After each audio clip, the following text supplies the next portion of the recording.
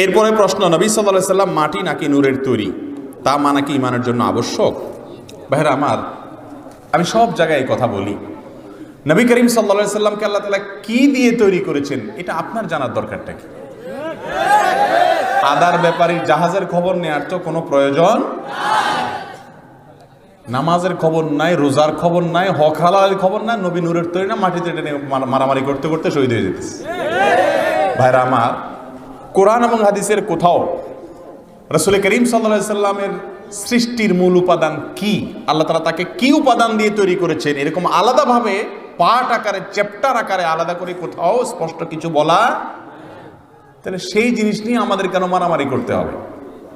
তবে এইটুকু ঠিক, নবী সাল্লাল্লাহু আলাইহি সাল্লাম মানুষ ছিলেন নাকি ফেরেশতা ছিলেন?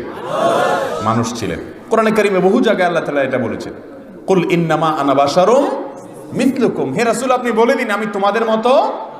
এই নবী আবার আমাদের মতো মানুষ হয় কেমনে?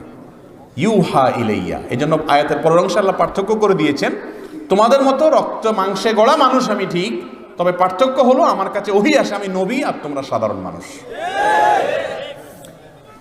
আমাদের যে সমস্ত ভাইরা মনে করেন নবী করিম সাল্লাল্লাহু আলাইহি সাল্লামকে মাটির তৈরি বললে ওনার অপমান হয়, মাটি একটা তুচ্ছ জিনিস, নূর মানে লাইট, আলো, এটা দামি জিনিস। তারা নবী সাল্লাল্লাহু আলাইহি সাল্লামকে নূরের তৈরি বলেন এই জন্য যে নবীর মর্যাদা নাকি এতে কি বৃদ্ধি পাবে। মাটির তৈরি বললে অপমান হয়ে যায়, মাটি ছালি এটা কোনো একটা জিনিস হলো? ভাইরা আমার, আদম আলাইহিস সালাম কিসের তৈরি ছিলেন?